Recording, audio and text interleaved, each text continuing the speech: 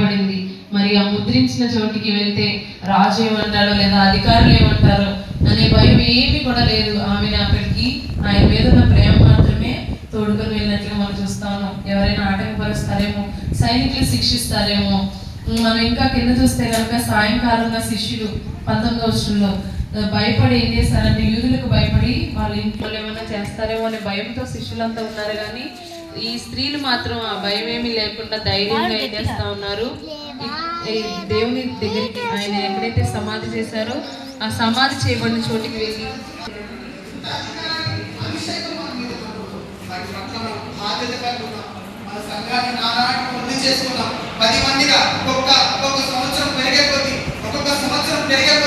మనము చేలో పంట కంటే ఆత్మల పంట మనం పోయాం. హల్లెలూయా. మనం ఎప్పటికప్పుడు వృద్ధి చేసుకోవాలి మన సంఘాన్ని, కొత్తదనాన్ని, ప్రార్థనలు, చిన్న చిన్న ప్రార్థనలు పెట్టుకుంటా, వాళ్ళు ఎలాగో మోటివేషన్ చేసుకుంటా, వాళ్ళని బలపరుచుకుంటా, ఆయారాధన ఈ ఆరాధన అక్కడికి నడిపించుకుంటా, ఎలాగైనా వాళ్ళని స్థిరపరిచి, వాళ్ళని బలపరిచి, సరైన మేత పెట్టి, వాళ్ళని బలిష్ఠులుగా తయారు చేస్తే ఖచ్చితంగా వాళ్ళే మనల్ని మోస్తారు. హల్లెలూయా.